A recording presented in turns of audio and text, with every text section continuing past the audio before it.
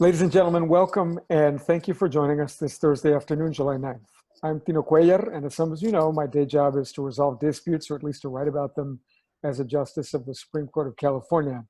But I'm also honored to chair the board of directors of this fine center. This is the third episode of our webcast series on social science for a world in crisis, because the world is in crisis. And there's more great stuff to come. What we're doing today is possible in part because of our co-sponsors. We have support from the Carnegie Endowment for International Peace, thank you, and from Annual Reviews, which has published the work of both of our panelists.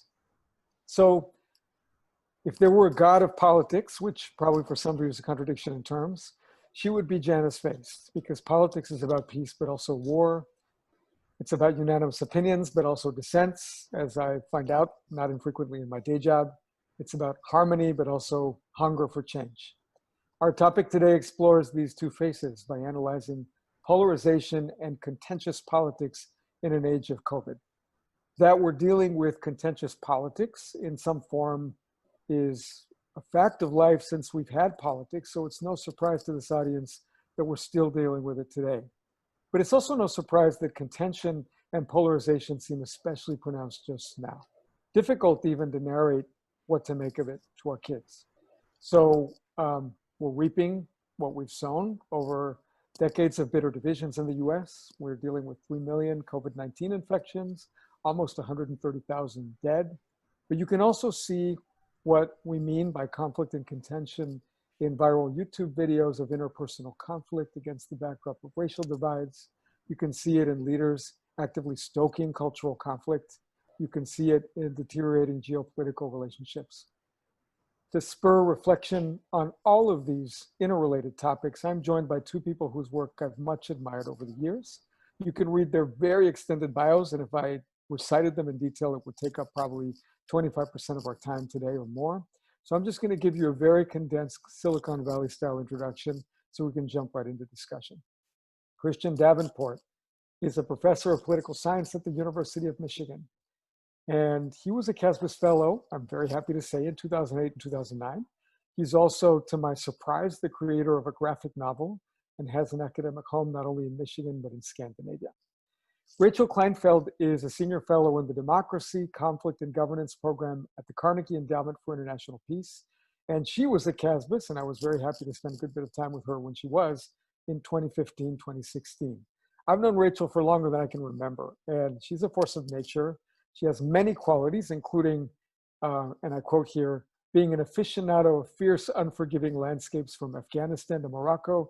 I'm happy to point out we have plenty of those landscapes here in California as well. So Christian and Rachel are each going to provide some opening remarks. Then we'll engage in about 25 minutes to half hour, maybe 35 minutes of interactive discussion, give or take, blending in some audience questions and some questions from me along the way. Those who registered are able to submit questions by email and on the registration form. And now during the event, you can also submit questions using Zoom's question and answer feature. We likely won't get to all of your questions, but be assured that panelists will read them after the event if we're not able to get to all of them. So with that, welcome again, everybody, and let's turn to Christian. Thank you very much, Tina. I was very much interested in participating in this type of event for a variety of different reasons. And I think part of that dealt with what people think of when they think of polarization and kind of like what they focus in on. Unfortunately, I think much of this literature is somewhat fragmented, right? So politicians and political scientists focus on political polarization, economists focus on material or economic polarization, sociologists, social fragmentation, polarization. And so I wanted to talk about kind of the multidimensionality of it and how the different parts feed into the various subcomponents, and how in order for us to address polarization, we actually need to address all of them simultaneously in the fullest sense. In part it's because these polarizations, we need to think of kind of an actual polarization and an acknowledged polarization. And that acknowledged one occasionally finds its way into some kind of mobilization or a form of contention of sorts as people are trying to address exactly what's going on and try to fix it. Which then leads us to polarization management, which is partly what I'm going to kind of like talk about and introduce in many respects, because when the contention reveals itself, the powers that be will attempt to channel that, and those that are not really interested in channeling will perhaps be devastated, eliminated, or removed from the situation. And thus, polarization could feed into contention, but contention could feed back into polarization because of how it's managed. Great. Thank you. With that frame, I can already think of a couple of different directions in which to take the conversation. Rachel, the floor is yours. Well, thank you. Thank you, Tino. It's a huge pleasure and honor to be with you and with Christian, two of my heroes. And Christian beat me to the punch of creating a graphic novel. I had the same idea and then found out it had already been done. So often happens. Anyway, I work on struggling democracies, corrupt, violent, divided, deteriorating. And so when my work comes to your corner of the world, it's a bad thing. And my work has come to the United States. I used to work only abroad. And for the last 5 or 6 years, it's been both. And I work in the policy sphere. So I'm enabled to look at the world from a more political perspective and less within academic silos. And there's a plus and a minus to that. But when I think about polarization, I think of it in two ways. It's largely been seen previously with Stanford academics and in a lot of the political science literature based on how politicians vote. There are some really famous data sets that get used to determine whether we're polarized based on how far apart politicians are voting. Those of us who have worked in politics knows that by the time something comes up for a vote, most of the work has already been done. A huge amount is happening under that iceberg, and I don't find it a particularly useful way of judging whether something is polarized. It also is looking at a very specific slice of polarization. How politicians vote on actual policy is policy polarization. That's do you think differently than me about actual ideas. The kind of polarization that concerns me in democracies I work on, and now including the United States, is called affective polarization. And I'm drawing on a number of scholars' work here. This is very different. This is not about, do you have a different set of ideas about how government should work? Do you have a different set of ideas about the role of local versus national federalism? This is really about a set of identities where the other is seen as fundamentally destructive to your way of life, to your nation, to who you are.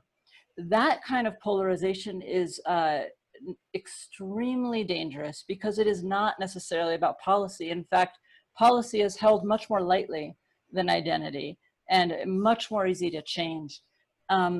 This kind of polarization is also a kind that is driven by entrepreneurial politicians. So politicians see an opening to create a niche for themselves politically by pulling on affective polarization, by making you more aware of your tribe, your group, your personhood and identity, and more antagonistic toward others.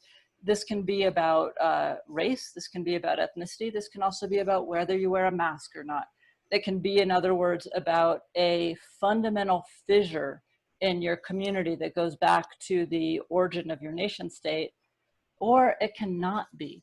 And this is one of the really hard things, I think, for us to grasp, is just how easy it is psychologically for people to divide themselves into groups and start to hate. The psychological literature is pretty strong on this.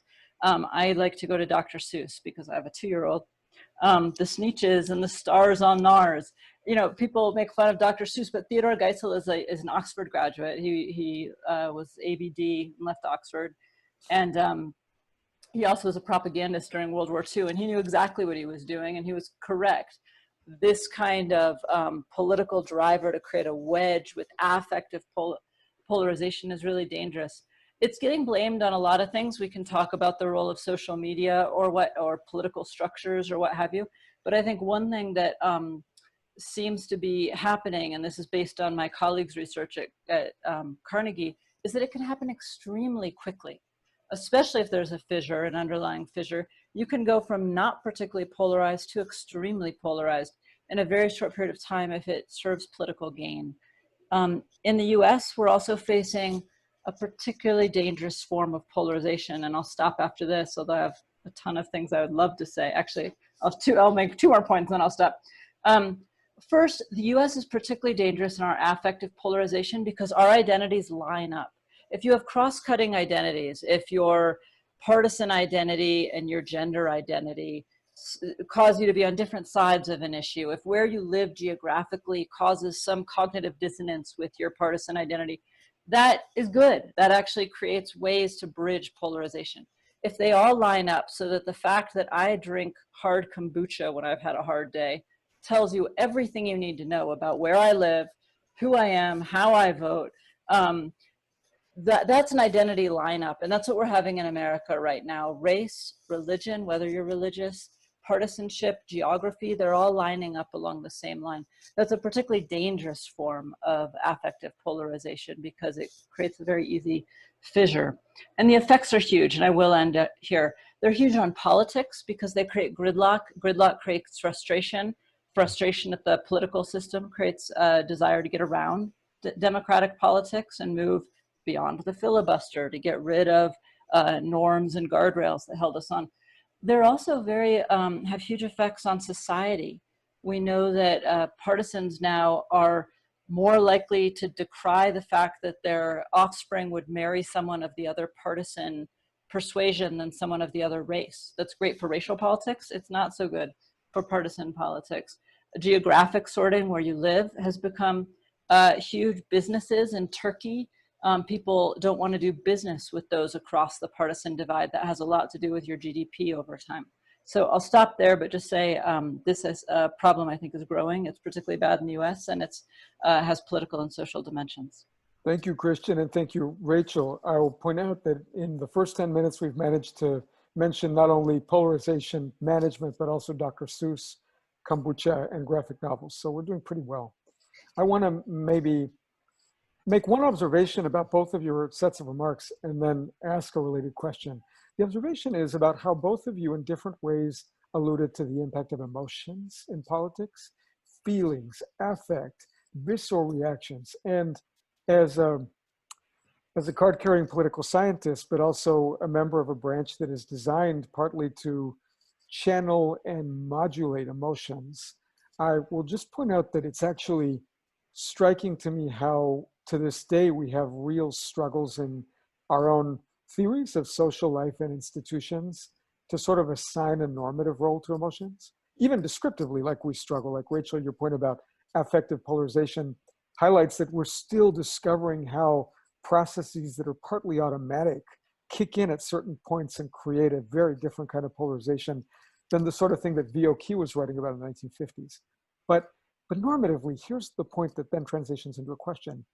It is hard for me to think of a single issue that I worked on when I was in the executive branch or in politics, or a single issue that I've studied as a scholar that involves large-scale social change. So new food safety laws, sentencing reform, police reform, changes in immigration, the repeal of Don't Ask, Don't Tell, civil rights movement, and on down the list, that doesn't have a powerful affective, emotional, visceral component. It doesn't involve some setting of us against them to some degree.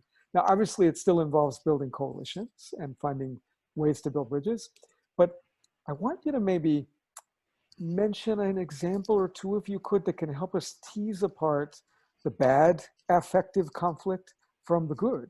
I mean, even using the word good is a little too simplistic, but from the kind of affective conflict that we should not fear so much, that we should understand is a part of our politics that if we don't embrace, at least we should recognize and tolerate to some degree.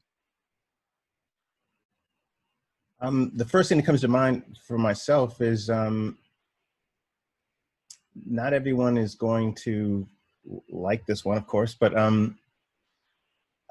as we concern ourselves with affect and who's going to be impacted emotionally in what direction, I think back to, I'm really trying to grapple with the period of the kind of antitrust sentiment that we had in the early 1900s. We had a bunch of individuals that had been suffering economically. That was their survival. And in that space, they became aware of and unable to accept that these trusts existed within their society that were milking them and destroying their very livelihoods. And the emotions behind that were incredibly powerful. And so much so that, I mean, the stuff that you see coming out of the antitrust sentiment of the period, it's like, we are not going to accept these kind of companies in our midst. And that led to political and legal and kind of social changes with regards to what was going on. And so that was clearly, the wealthy were not pleased by this. Clearly, the robber barons, or whatever you refer to them as, they were not emotionally happy about this moment either. But again, emotions were involved, but they couldn't stop, or they could not stem the kind of like mobilization that was taking place within the population. So I think that is a moment that impacted tremendous numbers of individuals, and that emotional energy got channeled into some incredible policies. But I go there in part because I see the current period as being so antithetical to a lot of this antitrust sentiment. There's parts of it that are kind of there, but it's not as visceral. It's not as powerful as it was, I think, in the early 1900s. And I speculate and wonder about that. I think of Neil Postman's Amusing Ourselves to Death, and he talks about the general literacy that existed within the United States at a certain time period in the beginning, where everyone was reading an almanac or something, a newsletter, because their lives depended upon it. And the information action ratio in that kind of content were directly related to things that they did in their lives. Whereas right now we have so much information, we have so many things that are coming at us that we can't, the emotions get dissipated in all of the ways that it's communicated and diffused and so forth. And so that for me was a positive awareness that took place regarding what the kind of material conditions were of the society. Very emotional, as people were just losing their livelihoods and trying to figure out what to do. And that got channeled into politics and social movements and religious institutions and so forth. So I view that one as a very positive one, but I don't think that many people that are doing incredibly well now would think positively back to that moment, or think that emotions were channeled in the correct direction. So thank you. Rachel? Fascinating. I would love to just continue listening, but I suppose I have to talk. So part of what I study is social change in democracies and how it comes about. And as Christian's been saying, social movements play a huge role in social change in democracies, generally speaking, especially broad-based social movements that cut across the usual identities, usual suspects. What motivates people to get involved in a broad-based social movement? They could be minimally involved. It could be a beautiful day and they're happy to go to a protest if they're 20-some years old and want to meet a girl. But if you want to get a little deeper, it takes more. And as the mother of two who works full-time, I'm now very aware of just how much it takes to get involved in politics. I mean, Aristotle might say this is the highest order, and some people might want to be involved for power. But if you're a regular person and you need to be involved in a social movement, what causes you to spend the 2 hours you have free in the evening? And you didn't have 2 hours if you were part of the triangle shirtwaist movement in the 1900s, or, it's new that you might have 2 hours. You might have had zero time before. What allows you to take that precious bit of time to sleep or eat or read and put it into political action? And I think only emotion does that. The only thing that can drive you onto the street is a deep fear, anger, excitement at the possibility of change. It needs to be a deep emotional driver, because nothing rational, nothing from the head is going to tell you that your extra voice added to a lot of voices is actually going to be the tipping point voice. It just doesn't make sense. So yes, emotion, I think, drives politics. And then we justify it later. It's very Humean. Reason is slave to the emotions. I think the 2 points I'd like to make here, one is, what emotion are you allowing drive your movement? I have a friend who's a Latino professor of borderland study at Texas. And he was feeling recently that a number of his students were coming to him with PhD projects that were really based in anger. For obvious reasons. There's a lot of people studying the borderlands who are pretty angry right now about what's going on. And what he said is, you're going to spend 7 or 8 years of your life on this topic. Do you want to spend 7 or 8 years consumed by anger, or do you want to find a way to frame this out of love? And I thought it was a really beautiful way to think about how to take your social action and reframe, not to get rid of the emotion, but to realize that if anger is the only emotion behind your activity, it's going to eat you before it makes change. Thank you both. I didn't mean to cut you off. Finish that thought. Just social movements, typically of the kind we're talking about, these major social movements, take 50 years. And you know, World Bank has done studies on that. It's in my research. And if it's going to be 50 years, you better find some love in there. And the last thing I'll say just quickly is emotions can also take you away from what's doable and practical. So if you look at how abolitionists treated Lincoln, he was not a favorite of the abolitionists. He was too pragmatic. And so you also need to think about how to temper emotion at certain points in your social movement. These are terrific points. I'm going to take two questions and just turn them into comments because they fit as comments here. And then I'll ask you a further query that ties together some of what you've said before we go into some more questions from the public. So Micheline Rama points out that there's a question about empathy too. And, you know, we might think of empathy as an emotion or not, but I would just observe that in what both of you say, it just strikes me as important to recognize the power that empathy can have in political strategy, the extent to which people who are trying to build movements, create coalitions, anticipate what conflict is going to do, might benefit instrumentally and not just normatively from being able to see the world from other perspectives. And Margaret Levy points out something that really resonates with what you were just saying now, Rachel, about how emotion, of course, is an incredibly broad category, and we might have very different reactions to fear versus maybe the pleasure of agency.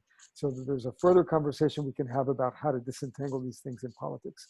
So I could ask you so much about methodology and about the nuances of causal effects and about comparative perspectives, but because you bring all of that and then some to the table, plus a very practical awareness of the world, I want to ask you a more blunt question that goes like this. If you were to think about where the United States specifically finds itself today in comparative perspective, how would you complete the following sentence? I am particularly troubled by blank, comma, but at least the United States still has blank.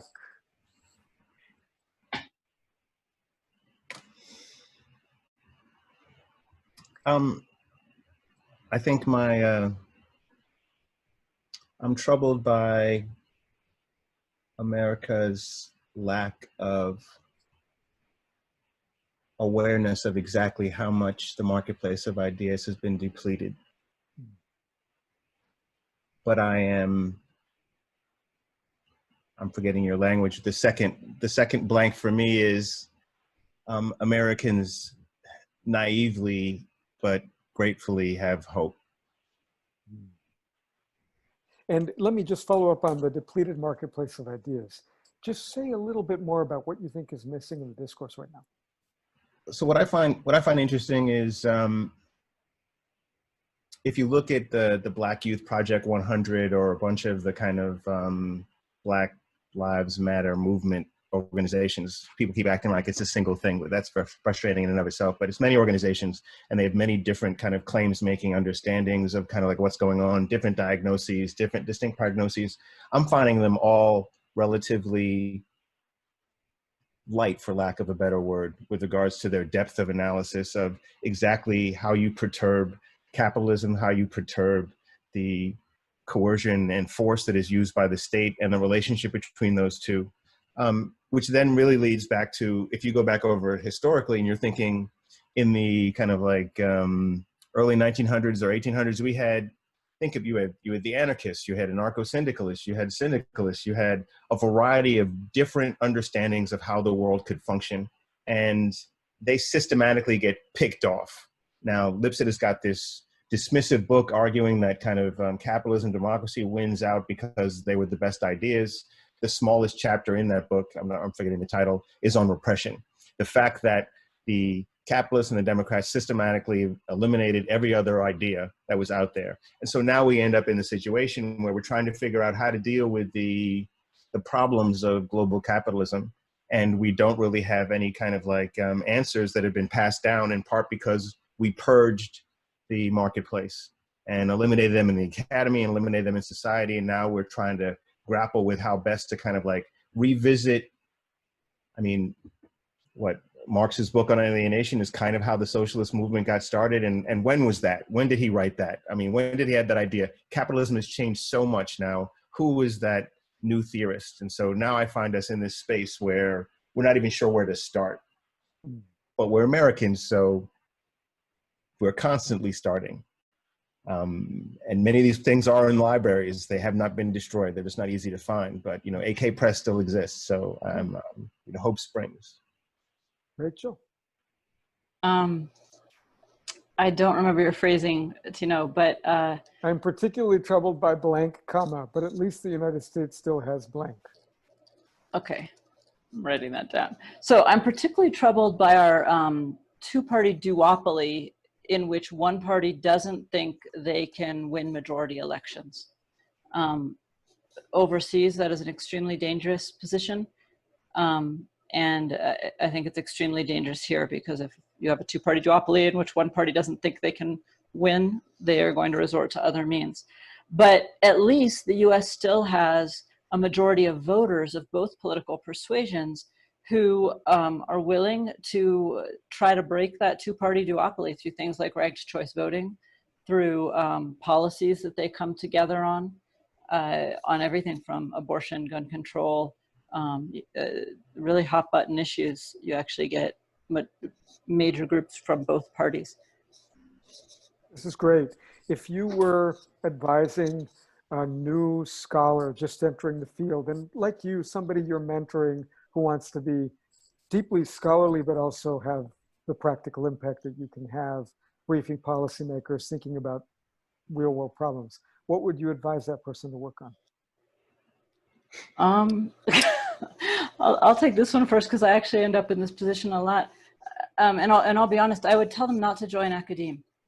I think it is extraordinarily hard right now to be in academia and advise policymakers, because political science, the discipline of which I am closest, has moved so far out of the field in which it is asking questions that are useful to policymakers, because it needs sets of data to answer its questions that are not the data that policymakers are looking for. Now I will answer your question, because I find that a very sad reality. I think that there's plenty of good work that could be done. I think the big thing that we have to grapple with right now is how we, or one of the many big things, is how we break our current polarized, politically polarized, affectively polarized moment within a populist era. Almost all the research on polarization looks for solutions, the kinds of things that policymakers are looking for, from elites who have popularity within an in-group. This is mostly psychological literature. And what it tells us is, if you're trying to break a polarized discourse, particularly one that leads to violence, which is the sort of stuff I study, you get the people with high status within the in-group to devalue violent comments, to reduce dehumanization, to do the kind of thing that McCain did when Obama and he were having the debate and a birther question came. And McCain had this very generous answer saying, no, he took away the microphone from the lady. I'm sure everyone's seen this video clip, and said, no, my opponent and I disagree, but he's a good American. And that kind of commentary is what we know, or we believe from our current scholarship, helps reduce polarization. And there's other things like that. What we have no idea how to deal with is, in a world of populism in which elites become discredited if they step outside the in-group, how do you get anyone who steps outside the in-group to take down the temperature, to stay within the in-group? So here I'm looking at people like David French, the evangelical writer who became a never Trumper and lost his position at the National Review, or the movement with the letter right now at Harper's, where as you step from your side into a more moderate discourse, you get kicked out. We actually don't know how to reduce polarization in that world, and I think that's the world we're in. Christian? So it's interesting, right? So a couple of times I've been offered some stuff to go be a dean or think of something like that for a public policy school.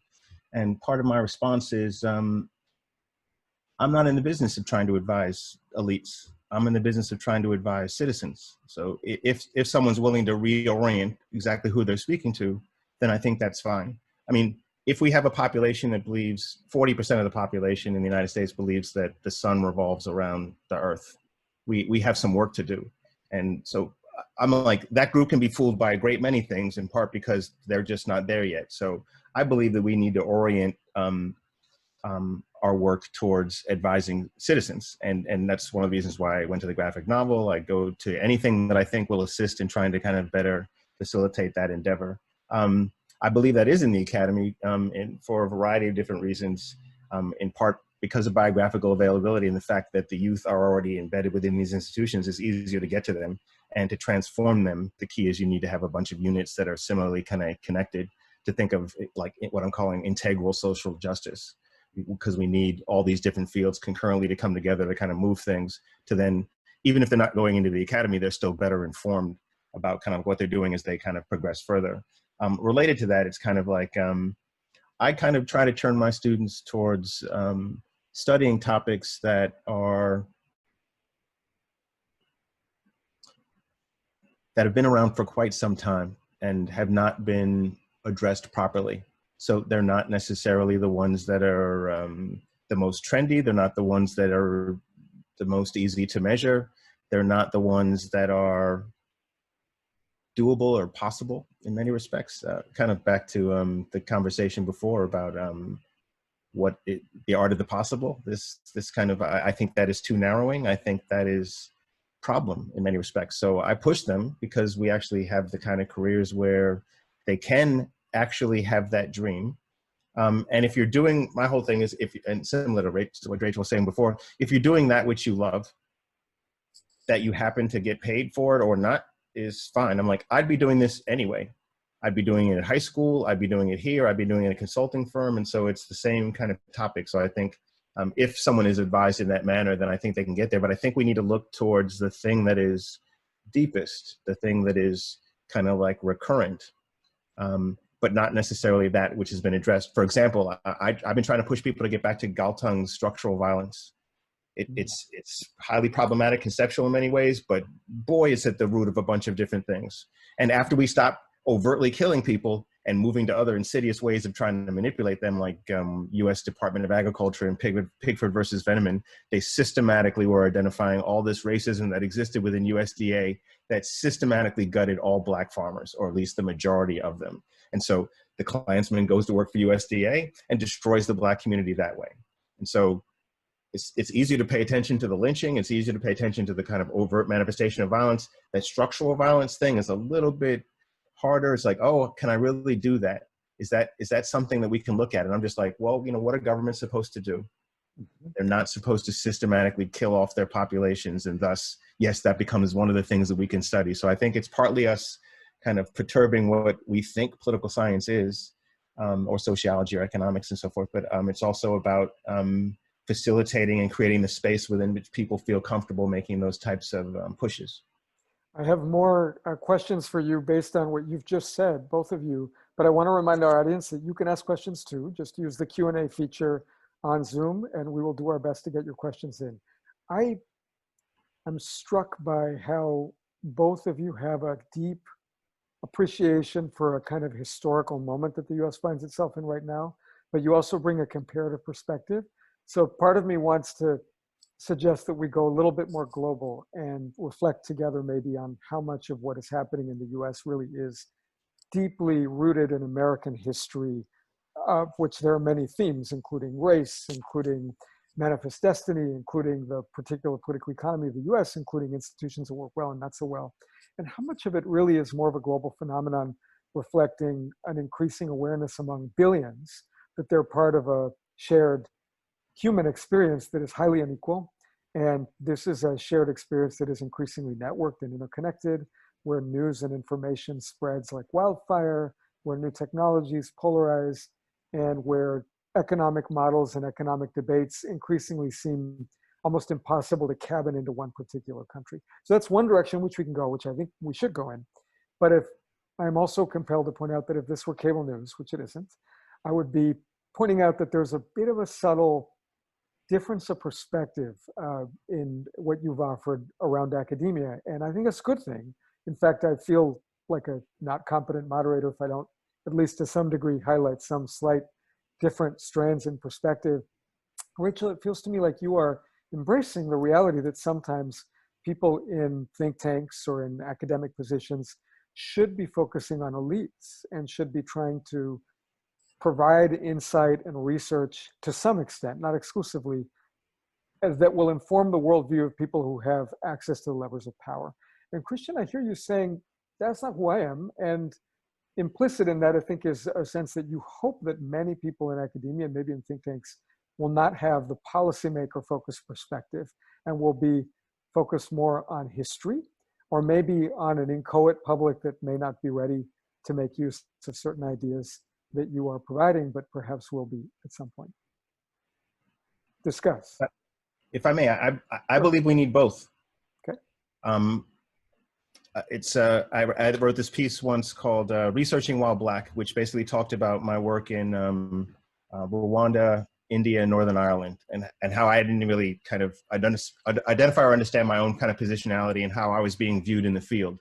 But effectively, if I was in these locations, or as I travel around the world, if there's someone that's got a problem with their government, they're more than willing to talk to me.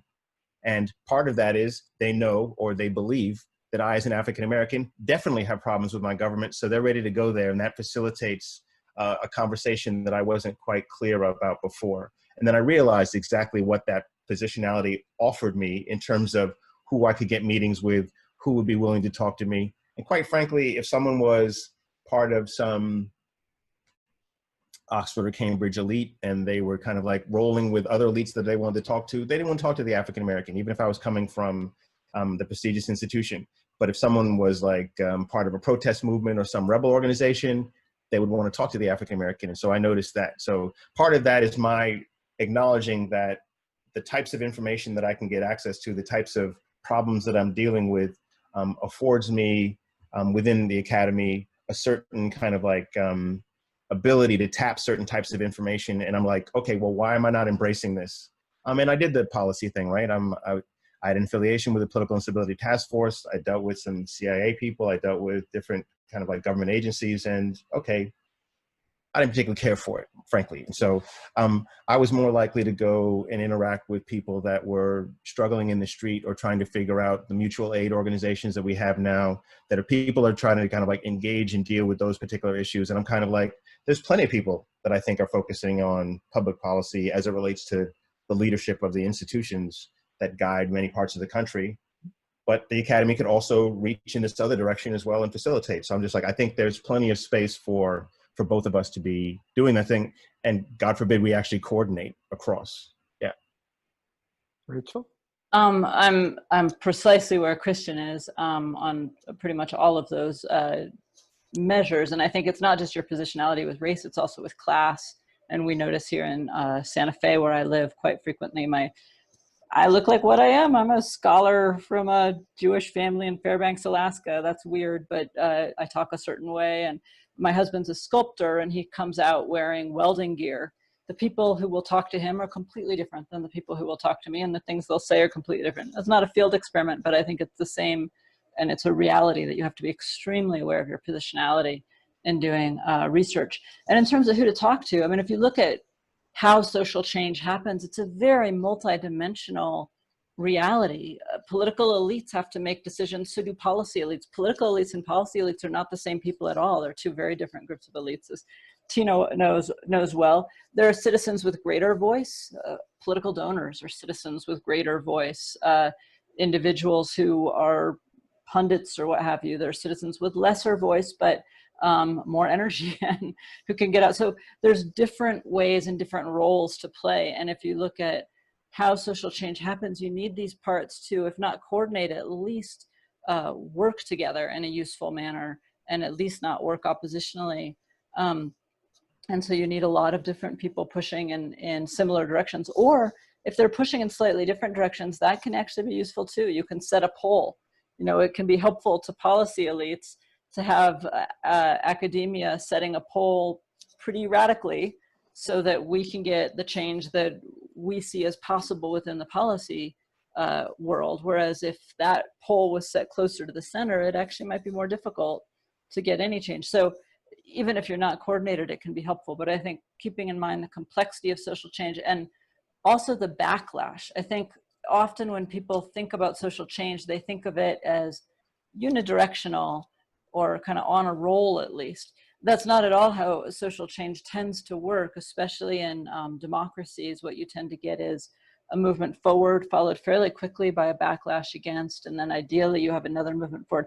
Different people can push those different parts, different groups of people can push those different parts. But if you dismantle your organized citizenry, you can't do much against a backlash. That's probably the biggest bulwark against the backlash. And so it's a really important part of the change.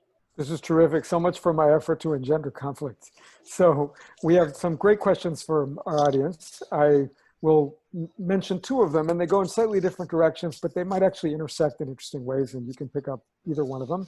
Mauricio from Mexico wants me to expand the I am troubled by blank, but at least they have blank format to encompass some other country of your choosing. So if you take up the invitation from Mauricio, you would mention a country and then mention what you're troubled by and at least what gives you hope about that country. And then Georgina Hernandez has a question about social and citizen organizations that are doing the sort of work that you consider meaningful around contention and conflict and are part of the solution. Okay, I'll bite. And this comment refers to India. I'm incredibly troubled by caste discrimination, but I am positive in terms of my evaluation of what is possible there because of the kind of vibrancy of Indian civil society, this capacity to absorb.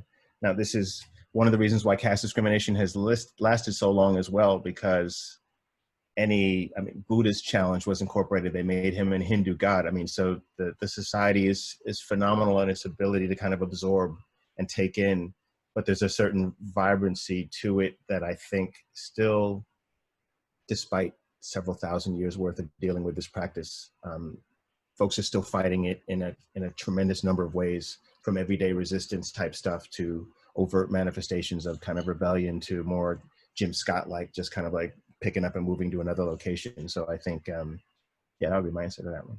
Terrific. Rachel? Let me take the second one since Christian took the first, and since I'm not able to think very clearly right now about it. There are a number of fabulous groups, and it sort of depends on which problem you're picking. If you're looking at the problem of conflict and trying to get a sense of where are places to push both elites and people on the ground, I don't think you can do better than the International Crisis Group and what's it called? I'm sure you know, Christian, the Anti-Corruption Journalists Group. Come to me. The group, I remember the name. Yeah. There's an amazing group of journalists that have united against corruption, which I will come up with very quickly. There's also groups like Frontline Defenders, which are doing an incredible job keeping people safe, who are the human rights activists and so on, who are being targeted by these authoritarian regimes. My favorite is Human Rights Data Analysis Group, HRDAG. I'm a big fan. Great, great. There you go. And then last, I'll say Peace Direct, a very, very good peace group that's doing just excellent work in promoting peace globally. So we've got more questions that bring us back to the United States. Let me start with one that is about, it really picks up where both of you were going at different points in our discussion, involving just whether polarization has become so severe that large segments of the population just basically have nothing meaningful to accomplish through dialogue, debate, compromise, or at least maybe if they could accomplish something, this does not seem really possible anymore, just given how staggering the differences are. And I guess, it seems to me this question really gets a little bit at how much you think conflict is sort of rooted in material reality versus to some extent constructed by political advocacy and action and framing. And where does that go in the US? Unfortunately, I'm gonna, Rachel, you want it? Oh, go ahead. Tino's conception of, I wish it was more based in the material, and I wish it was less flexible with regards to the construction, because the construction part, you see it happening already. Nobody wants to be going through a detailed evaluation of 400 years worth of oppression. No one's up for that. No one really wants to hear it. They're going to have this little subcontracting. There might be some committee that starts to kind of do some stuff, but no one wants to have a detailed conversation. People want to resolve things like now. And that is dangerous because you need to put in the work to understand exactly what went down and exactly what is possible and exactly what might work to actually have the impacts that people want. And so that element, I mean, Rachel gave it, you know, social change takes time. Actual social change takes time. There's a lot of research and discussions and internalizations and all these things need to take place. And I think this is one of the things that scares me about the conversation about reparations. It's almost like, if you remember Big Tobacco, they were just like, okay, all these suits, let's just pay $1 billion and then we're done with this conversation. We're never coming back. And so I'm afraid that Americans are going to be like, okay, yes, let's give Black people some money. Let's just write a check and then let's be done with this. But that's not how social change is going to happen. So I think the book Compassion Fatigue comes to mind. Folks, they're moved by a topic and then they're going to look for an answer. And if that answer is not simple, they're going to have a problem with it. And then they're going to move on to another topic. And unfortunately, I think we have kind of like way too many examples of that. But the current difficulties we're seeing, African-American violence being part of it. I mean, there's this other part about the economy's going, who doesn't have really jobs and what's happening with labor. And it depends on how you're going to nest these and pull these together, which relates back to which ideological orientation you're going to have, which is also kind of, I think, an issue. I thank Ronald Andrews for that question. I also want to note, Christian, you remind those of us who are ensconced in the legal system that we often think of courts as a place where people go for redress of their grievances, and in the process, something that others may have wanted to sweep under the rugs gets an airing and a conversation. But you point out that sometimes the mechanisms through which the law operates can also lead to the cutting off of a conversation. I remember Lonnie Goodyear made this comment once where from your domain, that there would be a dissenting opinion that basically is a signal to civil society about what they subsequently could mobilize around. So I think there is something to be said about the intricate nature of which these different venues of adjudication or grievance raising can be reinforcing to one another. Rachel? I'm sorry that we're agreeing so much, Tino. I feel like you could have us arm wrestle if we weren't socially distanced. You know, I would lose, and there would be some conflict. So first, the group I was trying to think of, OCCRP, the Organized Crime and Corruption Reporting Project. And I point to that just because in most parts of the world, corruption plays a role in a lot of grievances with government, and it's an incredibly important organization. On this issue, I think similar to, I have my good days and bad days, I would say. I think that the US has an incredibly important window that has just opened. If you look at the mobilization of social opinion, I've never seen anything like that in my lifetime. I mean, I've seen a lot of social change in my lifetime. The gay rights movement has happened basically in my lifetime, largely in my lifetime. We've gone from Matthew Shepard to Pete Buttigieg. The movement for local food and kind of rights for animals and all of that is a sea change from the Wonder Bread diet of my youth. And so, you know, there's just a whole series of major social changes that have occurred. And I'm 44 years old, so that's, you know, nearly 50 years. This particular issue is very deep, and it's going to take a lot of time. And a window's just opened up where, for the first time, social movement, social mobilization, minds have changed more quickly than anything I've seen. If you look at survey polling from 2015 versus from June of this year, the number of whites who finally are thinking about structural racism, or systemic racism at least, not structural, but systemic, within the police system and the criminal justice system, it's a huge move. And it's not solely on one side of the aisle, more on one side, but not solely. That's a gigantic window. But like Christian, I'm a little worried that it's going to be squandered. I work with some on police reform abroad. That's one small slice of this. Police are embedded in a political system. Police become brutal because a political system allows them to become brutal or incentivizes them to become brutal. You have to unpack that. Police function with courts and with prison systems. You never reform one without the other in another country because it just doesn't work. So you're talking about a systemic type of change. And also, the people who are over-policed are also under-policed. This is not a popular view. right now. But what you generally see in other countries is that marginalized groups that are in the receiving end of police brutality are also receiving the least justice in their lives. They're the most victimized, and they're also the least able to go to courts. They have the least access to justice. And so they're looking to resolve their grievances in other ways. Sometimes that's through self-help, as we say abroad, or vigilantism. Sometimes it's through organized criminal groups that offer themselves to resolve disputes.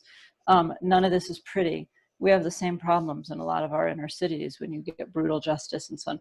So unpacking all that is not a quick fix.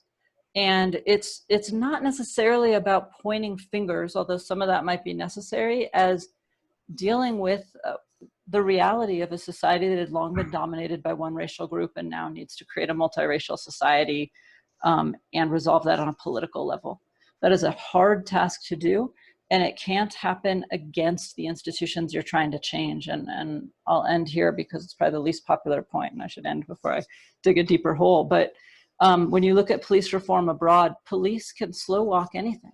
It's them that you're changing. And they will, and they do. It's a very strong institutional culture, whether you're talking about Guatemala or Nigeria or what have you. And so if you're going to change organizations with deep and strong organizational cultures, a lot of secrecy and a lot of legal protection, you have to have them on board. How do you get them on board? That's a question that activists need to ask themselves. And it's not an easy question when you're also looking at videos of these same groups committing murder. But you have to. In a way, Rachel, it feels like we've come full circle, because at the very outset, we're all identifying the reality that contention and conflict are almost inherent part of our politics. And the question is what you make of that. And you're sort of emphasizing that on any number of issues that are extraordinarily current and important to America, certainly policing reform being one of them, we ought to be quite intentional. This is at least the way I would frame your comment, in a way that is meant not to lose the intellectual honesty of it, but also to frame the diplomacy around it. Quite intentional about how much conflict versus coalition building we are trying to instantiate, and how sensitive we might not be to the people who are being served, but also the key actors that are going to have to take some ownership of this if it's going to last. Christian, you have something you want to follow up on? You know, before you transition, part of the framing here is kind of like problematic for me, right? I'm thinking Hannah Arendt, right? So it's kind of like those that use aggression, coercion, and force, it's not out of strength. It doesn't lead to conversations about militarization. It's out of weakness. It's out of fear. And we're not having a conversation about the weakness of the policing institutions or the political authority that have to rely upon these types of activities. It's this conversation of like, why are they so mean? Why are they using the weapons that we're giving them? Well, it's like, you know, we're not talking about the weakness of why is this the only way that they feel that social order is possible? And so it's kind of like, yeah. Sorry. That's terrific. I just wanted to do a two-finger on that, because Christian's exactly right. If you look at the last time we did major police reform was in the 70s, and Hans Tuch, who was I guess a sociologist doing that research, did a huge number of interviews. And what he found was that the police most likely to use force were the ones who were scared and afraid to admit that they were scared. And that doesn't strike me as surprising at all. We're policing a heavily armed society, and a lot of police encounters are with individuals who they don't know how to deal with. We don't train our police very well for protests. We don't train them very well for mental health encounters. There's all sorts of issues, even domestic violence encounters, which are some of the most deadly.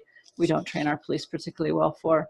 And so you send people who are heavily armed, not well trained, and scared to show fear onto the street. And what do you expect? There's a very high suicide rate among the police right now. This discussion of policing underscores another theme throughout our conversation, which has been about the moment in history we're at and how that shapes almost everything about what we're talking about and what feels like it's possible, but also the very, very long history and the extent to which in some ways, Christian could easily point out, you could, Rachel, how some of these conflicts about policing and the role in labor conflict, for example, and the sort of weird dialectic of strength and weakness that you're both alluding to has been with us for well over 100 years. But it's a perfect transition to what will have to be our last question, since we could go on for hours, but we're not going to.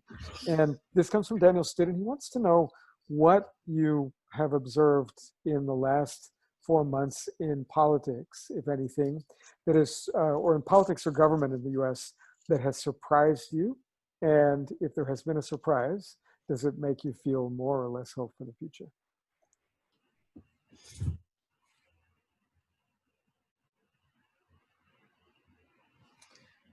I'm happy to take that one. And do you want to jump in, Christian? I'm also happy to wait. All you, I'm still trying to figure out what surprised me, but yes. I'm constantly surprised. And Daniel, lovely to have that question as our last one. I think I've been surprised in good and bad ways. I've been somewhat surprised at just how much the Republican Party has been willing to take in terms of changes to their own values. That's been a sad and negative surprise. I've been positively surprised by how much the American people have been willing to change their minds about things, whether it's the BLM movement or coronavirus, masking versus non-masking, then back to non-masking to masking and back to the beginning. But there's been a lot of mental change there. And some of that I've found very hopeful. I think the most hopeful thing I've found is my discussions with people who you also know who are deeply conservative, and just how much we can agree on the importance of our democratic institutions and the guardrails and norms, and just how much agreement regular people can find, from Stanford's Larry Diamond's work on his sort of major democracy initiative, bringing 100-some people in a room and seeing if there can be agreement. I think there's this well of desire to connect that a lot of forces and a lot of structures are pulling apart, but it's there, and we have to move behind the affective polarization back to the issues polarization, where there's a lot more room for movement, and finding a way to move us from one to the other, I think is something that we all need to be thinking about how best to do to get us on a more positive trajectory. Christian.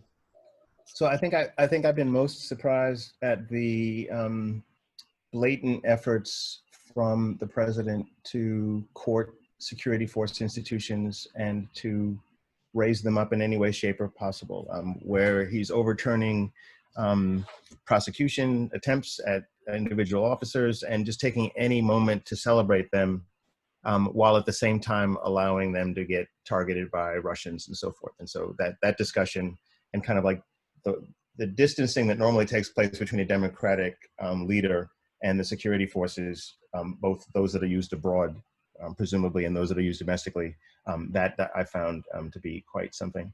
The positive side is I found it odd to have defund and abolish the police discussed, in part because I generally associate it with some incredibly left-oriented position that is advocated by very few individuals. And so I'm not quite sure how it got from that isolated location to be front and center, but I'm somewhat,